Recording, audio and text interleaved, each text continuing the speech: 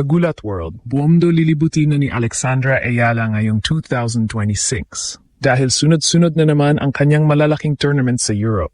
At ang mas nakakagulat, halos walang pahinga ang schedule ng Pinay tennis superstar habang tuloy-tuloy ang kanyang pag-atake sa level ng women's tennis.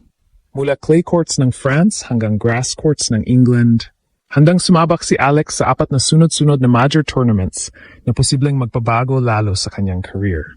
Una rito ang International de Strasbourg mula May 17 to 23 bilang final warm-up niya bago ang pinakamalaking clay tournament sa mundo, ang Roland Garros o French Open mula May 24 hanggang June 7.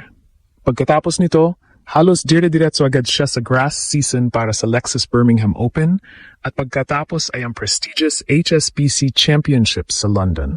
At dito lalong humihigpit ang excitement ng tennis world dahil hindi na rookie treatment ang natatanggap ni Alex ngayon.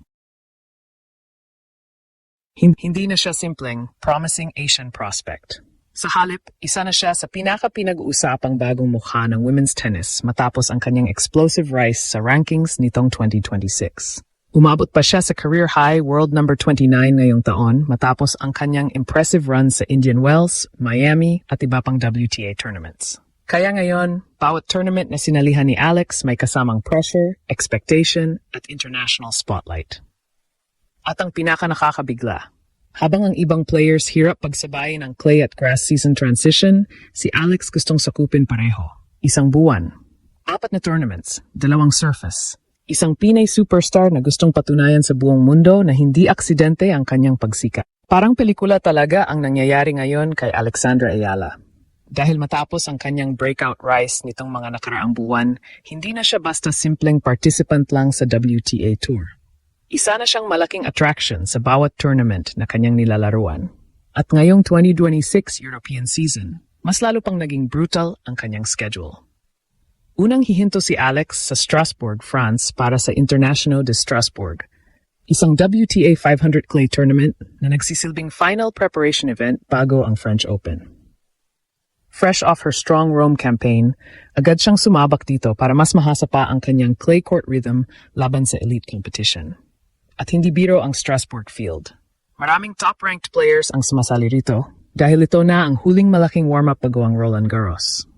Kaya para kay Alex, napakahalaga nitong tournament na ito, hindi lang para sa ranking points, kundi para sa momentum. Kapag naging maganda ang takbo niya rito, posible talagang madala niya ang confidence hanggang French Open. Pagkatapos niyan, diretso agad siya sa Paris para sa Roland Garros, isa sa 4 na Grand Slam tournaments sa buong mundo. At ito ang klase ng event na kayang magbago ng career ng isang player overnight.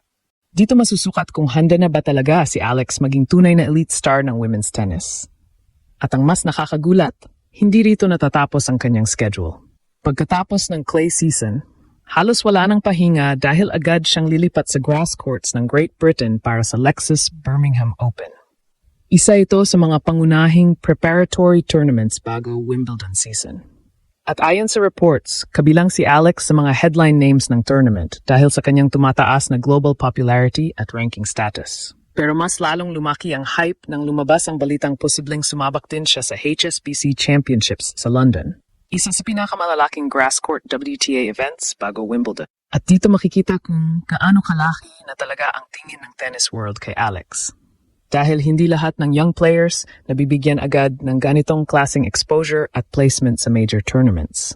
At isipin mo ito, mula France hanggang England, halos buwan-buwang lilipad si Alex habang milyon-milyong fans ang nakatingin sa bawat galaw niya. Sa social media pa lang, kada update ng kanyang schedule nagva-viral agad. May mga Pilipino nang nagpaplanong bumiyahe papuntang Europe para lang mapanood siya ng live. Dahil sa totoo lang, hindi na ordinaryong athlete si Alex para sa Pilipinas ngayon. Isa na siyang global sports phenomenon. At habang papalapit ang 4 na tournaments na ito, mas lalong tumitindi ang tanong ng tennis world. Hanggang saan pa kayang dalhin ni Alex ang pangalang Pilipinas sa international stage? Ang pinaka-nakakabigla sa 4 na tournament run na ito ni Alex ay hindi lang ang dami ng kanyang lalaruin, kundi ang hirap ng transition na kakaharapin niya sa loob lamang ng ilang linggo. Dahil sa tennis, ibang klaseng challenge ang paglipat mula clay papuntang grass courts. Maraming world-class players mismo nahihirapan dito taon-taon. Sa clay, mahaba ang rallies, mabagal ang bola, at kailangan ng matinding patience at footwork. Pero pagdating sa grass, biglang bibilis ang laro. Mas mababa ang bounce, mas explosive ang movement, at mas mabilis maparusyahan ang kahit maliit na pagkakamali. Pero heto ang nakakagulat. Mukhang handang subukan ni Alex sakupin pareho. Matapos ang kanyang solid performances sa clay season nitong 2026, maraming analysts ngayon ang curious kung paano niya dadalhin ang momentum niya sa grass tournaments sa England. Dahil kung magiging successful siya sa parehong surfaces ngayong taon, posible talagang tuluyan siyang makilala bilang complete all-around player. Isang bagay na bihira para sa batang atleta sa early stage ng career. At dito lalo umiinit ang hype. Dahil habang lumalaki ang pangalan ni Alex sa tennis world, mas lumalaki rin ang expectations sa kanya. Hindi na sapat ngayon ang magandang laban lang. Marami nang naniniwala na kaya niyang gumawa ng deep runs sa major tournaments. Lalo na matapos niyang gulatin ang tennis world nitong mga nakaraang buwan laban sa elite competition. Sa Strasbourg pa lang, maraming fans agad ang nag-aabang kung kaya niyang makipagsabayan sa mga veteran clay specialists bago mag-Roland Garros. Dahil sa totoo lang, ang French Open ang pinakamabigat na stage sa buong schedule niya na ngayon. Isang magandang run lang doon pwedeng magpataas ulit ng ranking niya at magdala sa kanya sa mas malaking spotlight globally. Pero pagkatapos ng Paris, ibang laban na naman agad. Halos walang recovery time dahil diretso siyang lilipad patungong Great Britain para sa grass season build-up. At ito ang klase ng schedule na kadalasang ginagawa lamang ng mga tunay na top-tier professionals.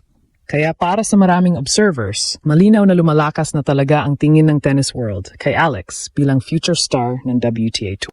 At ang pinakaiba rito, hindi siya basta naglalaro lang para sa sarili niya ngayon. Habang lumalaki ang kanyang pangalan, daladala na rin niya ang buong Pilipinas sa bawat stadium na pinapasok niya. Kaya nga kahit nasa Europe siya, parang may home crowd pa rin lagi. Sa Australia, Dubai, Miami at Rome, paulit-ulit nang napapansin ng international broadcasters ang sobrang lakas ng Filipino support kay Alex. At habang mas sumisikat siya, mas nagiging mabigat din ang pressure. Dahil ngayon, bawat tournament may expectation na agad na gumawa siya ng history. Kapag nanalo siya, headline. Kapag natalo, malaking balita pa rin. Ganun nakalaki ang pangalan ni Alex ngayon sa sports world. Pero baka yun din ang dahilan kung bakit lalo siyang nagiging dangerous player. Dahil habang tumitindi ang spotlight, lalo rin siyang nagiging fearless. Kaya ngayong isang buwan na 4 na tournaments ang haharapin niya. Strasbourg, Roland Garros, Birmingham at HSBC Championships. Pakiramdam ng maraming fans, hindi lang simpleng tennis tour ang mangyayari. Pang world takeover na ito ni Alex.